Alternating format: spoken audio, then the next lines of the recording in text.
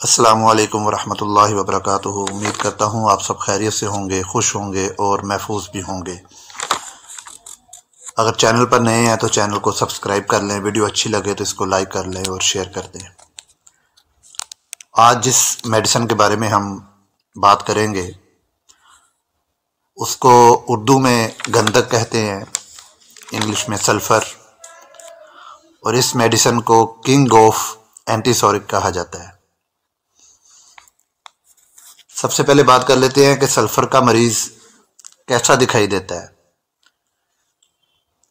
ऐसा मरीज, ऐसा इंसान जो नहाने से डरता हो, मैला कुचैला रहना पसंद करता हो, उसके जिस्म से खुद बदबू आती हो मगर दूसरों से थोड़ी सी भी बदबू वो पसंद नहीं करता। सल्फर के मरीज को तरह तरह की स्किन की बीमारियां होती हैं, मगर फिर भी वो इंसान नहाना पसंद नहीं करता। इसका मतलब ये नहीं कि वो बिल्कुल नहीं नहाता, बल्कि उसको नहाना पसंद नहीं होता। 2-3 दिन में एक बार नहाएगा, वो भी साफ सुथराई के बगैर, बस नहा के बाहर आ गया। सल्फर के मरीज को कंघी करना, बन ठन कर रहना, खुद को तैयार करके संवार के रखना पसंद नहीं। सल्फर एक बहुत इफ़ेक्टिव और बहुत ही एंटीसोरिक मेडिसिन है। सल्फर का मरीज बहुत खुद परस्त होता है, अपने से ज़्यादा किसी को समझदार नहीं समझता। जितना मर्जी समझा लें, करनी उसने अपनी मर्जी होती है।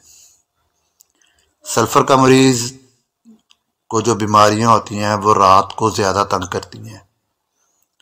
उसको खारिश है, कोई ज़ख़म है, स्किन पे दाने हैं, पाँव की उंगलियों में सूजन है, हाथों की उंगलियों में सूजन है, जिस्म पे कहीं खारिश है, तो उसकी ये चीज़ें रात को ज़्यादा हो जाती हैं, उसको बहुत ज़्यादा जलन करती हैं।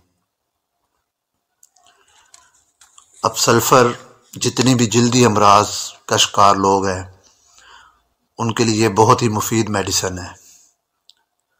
ऐसे लोग जो शराब के आदी हों और शराब को छोड़ना चाहते हों, तो वो सुबह के टाइम सल्फ़र 30 पोटेंसी में 4 कतरे 2 घूंट पानी में इस्तेमाल करें। आहिस्ता आहिस्ता उनकी ये आदत ख़त्म होती जाएगी। अब बात कर लेते हैं कि सल्फ़र को कैसे देना है और कब देना है। जैसे मैं पहले कह चुका हूँ कि ये एंटीसोरिक मेडिसिन है, तो इस मेडिसिन की कभी भी बड़ी पोटेंसी नहीं देते। हमेशा इसकी छोटी पोटेंसी से शुरू करें, 30 पोटेंसी में दें। कुछ अरसे के बाद फिर उसको 200 पोटेंसी में एक डोज दें।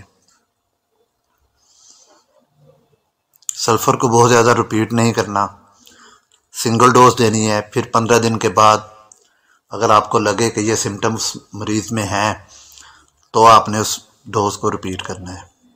इससे मरीज़ आहिस्ता आहिस्ता ठीक हो जाएगा और बहुत अच्छे रिज़ल्ट मिलेंगे। सल्फ़र स्किन की जितनी बीमारियां हैं, ड्राई इचिंग है, वेट इचिंग है, फंगल इन्फेक्शन है, ऐसे इंसान जो कपड़े उतारने के बाद जिनको खारिश होती है, स्किन एलर्जी की प्रॉब्लम है, तो ऐसे तमाम मरीज़ों के लिए, तमाम इंसानों के लिए ये मेडिसिन अल्लाह रब्बुल इज़्ज़त की एक नेमत है।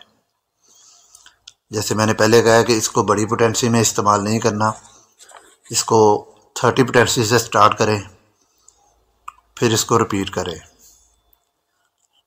इंशाल्लाह आहिस्ता आहिस्ता तमाम जो जल्द की बीमारियां हैं वो ठीक हो जाएंगी। उम्मीद करता हूँ आज की वीडियो पसंद आई होगी। अगर पसंद आई हो तो इसको लाइक कर दें, शेयर कर दें। मिलते हैं एक नई वीडियो के साथ। अल्लाह हाफिज़। फ़ी अमानिल्लाह व फ़ी अमानिर रसूल।